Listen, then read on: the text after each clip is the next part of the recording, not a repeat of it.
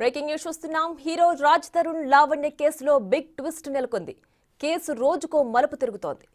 Hero Raj Tarun Lavanya కేసులో పోలీసులు charge sheet file చేశారు. ఛార్జ్ షీట్ లో రాజ్ తరుణ్ ను నిందితుడిగా చేర్చారు పోలీసులు. లావణ్యతో రాజ్ తరుణ్ 10 ఏళ్లు సహజీవనం చేసినట్లు నిర్ధారించారు. 10 ఏళ్ల పాటు రాజ్ తరుణ్, లావణ్య ఒకే ఇంట్లో ఉన్నారని, లావణ్య చెబుతున్న దాంట్లో వాస్తవాలు ఉన్నాయని అన్నారు. లావణ్య ఇంటి వద్ద సాక్ష్యాలు సేకరించారు పోలీసులు. మరోవైపు ఇప్పటికే ఈ కేసులో రాజ్ తరుణ్ ముందస్తు బెయిల్ తీసుకున్నారు.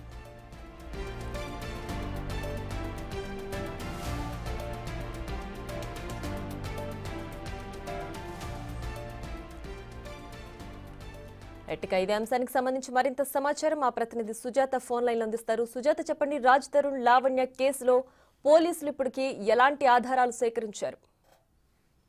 ప్రియా, గత కొన్ని నెలల నుంచి అటు రాజ్ తరుణ్ అదేవిధంగా లావణ్య కేసుకి సంబంధించి కీలక మలుపులు తిరుగుతున్నాయి. అయితే మొదటి నుంచి లావణ్య అటు రాజ్ తరుణ్ తో కలిసి నివాసం ఉన్నాము, దాదాపు మేమిద్దరం 10 సంవత్సరాలు పైగానే ఉన్నాము అని చెప్పేసి అటు నార్సింగ్ పోలీస్ స్టేషన్ లో ఫిర్యాదు చేసింది. అయితే ఫిర్యాదు చేసిన తర్వాత పోలీసులు కేసుకి సంబంధించి అటు దర్యాప్తుని ముమ్మరం చేశారు. అయితే లావణ్య ఇంటి పక్కన ఉన్నటువంటి అందరినీ కూడా ఈ దర్యాప్తులో భాగంగా ఎంక్వైరీ చేశారు. అంటే రాజ్ తరుణ్, లావణ్య ఎన్ని సంవత్సరాల నుంచి ఇక్కడ ఇదే అపార్ట్మెంట్ లో ఉంటున్నారు అని చెప్పేసి కీలక సమాచారాన్ని సేకరించడంతో పాటు అటు లావణ్య కుటుంబ సభ్యులని అదేవిధంగా రాజ్ తరుణ్ కుటుంబ సభ్యులని మొత్తాన్ని కూడా ఈ దర్యాప్తులో భాగంగా అయితే మాత్రం కీలక సమాచారాన్ని అటు పోలీసులు సేకరించారు. అయితే ఇందులో భాగంగానే అప్పుడు ఉప్పరపల్లి కోర్టులో అయితే మాత్రము దాఖలు చేశారు. ఎందుకంటే గతం నుంచి ఏదైతే లావణ్య పదే పదే మేమిద్దరం కలిసి ఉన్నాం, సహజీవనం చేశాము, పెళ్లి చేసుకున్నామని చెప్పేసి ఏదైతే చెప్తుందో దానికి సంబంధించినటువంటి టెక్నికల్ ఎవిడెన్స్ తో పాటు ఆడియో, వీడియోస్, ఫొటోస్ కొన్నిటిని మాత్రం పోలీసులు స్వాధీనం చేసుకున్నారు. వాటిని కూడా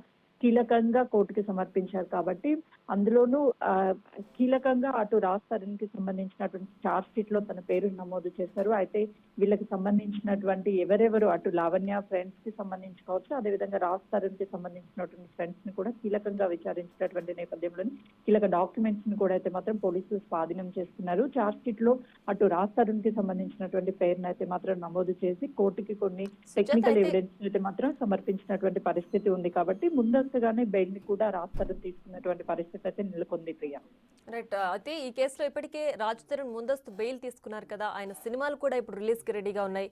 మరి రాజ్ తరుణ్ తరపున లాయర్ ఏం వాదనలు వినిపిస్తున్నారు?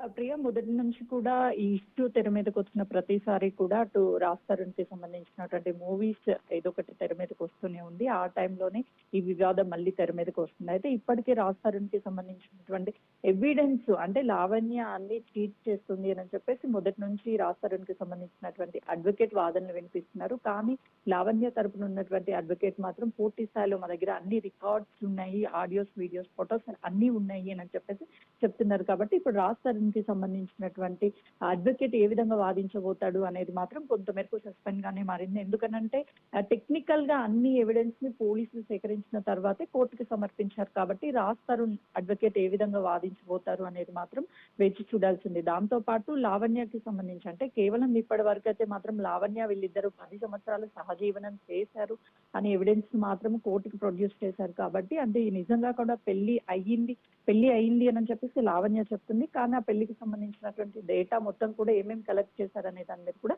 కొంతమేరకు ఛార్జ్ షీట్ బయటకు వస్తే కానీ కొంచెం మేరకు క్లారిటీ ఉండే అవకాశం ఉంటుంది. ఆ తర్వాత ఏ విధంగా ఇటు రాజ్ తరుణ్ కి సంబంధించినటువంటి అడ్వకేట్ వాదించబోతారు అనేది మాత్రం వేచి చూడాలి. Priya, right Sujatha, thanks for the updates.